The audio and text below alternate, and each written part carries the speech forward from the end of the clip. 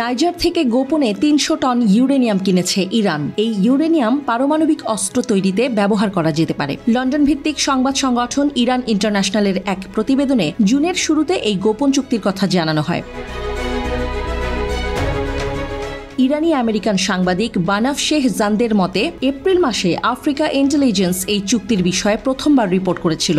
Iran ইউরেনিয়ামের বিনিময়ে নাইজারকে drone এবং surface two air missile দিতে রাজি হয়েছে, কিন্তু নাইজারের সামরিক সরকার ইরানের সাথে এই গোপন চুক্তি অস্বীকার করেছে। ইউরেনিয়াম পারমাণবিক বোমার জন্য উচ্চ গ্রেডের ইউরেনিয়াম তৈরি করতে ব্যবহৃত হয়। যে খনি থেকে ইউরেনিয়াম উত্তোলন করা হয় সেটি নাইজেরিয়ার আর্লিতে অবস্থিত এবং এটির মালিকানা ওরানো নামে একটি ফরাসি কোম্পানির।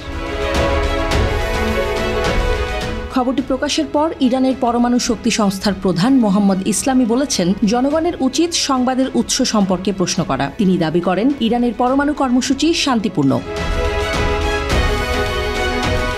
ইসরায়েলের সাবেক প্রতিরক্ষা মন্ত্রী আভিগডর লিবারম্যান হুঁশিয়ারি দিয়ে বলেছেন, ইরান ইসরায়েলকে ধ্বংস করার পরিকল্পনা করছে। তিনি বলেন, ইরান অনেক ক্ষেপণাস্ত্র দিয়ে ইসরায়েলে হামলার প্রস্তুতি নিচ্ছে। আন্তর্জাতিক পরমাণু শক্তি সংস্থা তার পরিদর্শকদের সহযোগিতা না করার জন্য ইরানের সমালোচনা করেছে। যুক্তরাজ্য, ফ্রান্স এবং জার্মানিও ইরানের ২০১৫ সালের পরমাণু চুক্তি ভঙ্গ করার বিষয়ে জাতিসংঘকে চিঠি দিয়েছে, তবে তারা এখনও ইরানের ওপর নতুন নিষেধাজ্ঞা আরোপ করেনি।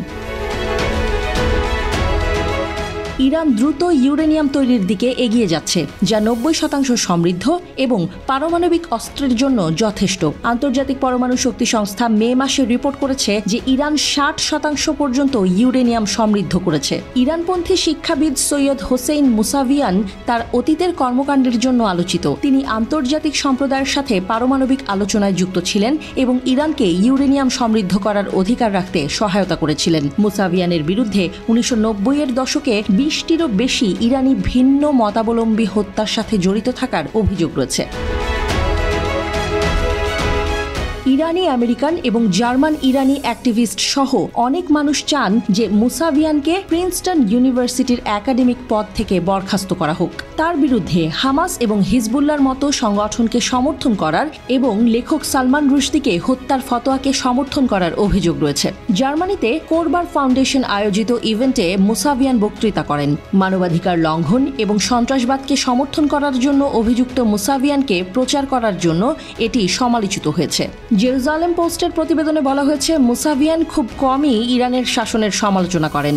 সাইমন উইসেনথাল সেন্টারের রাব্বি আব্রাহাম কুপার ইসরায়েলকে নাৎসি জার্মানির সাথে তুলনা করার জন্য মুসাভিয়ানের সমালোচনা করেছিলেন। পরিস্থিতি ইরানের পারমাণবিক উচ্চাকাঙ্ক্ষা সম্পর্কে চলমান উত্তেজনা এবং ইসরায়েলের ভয়কে তুলে ধরেছে।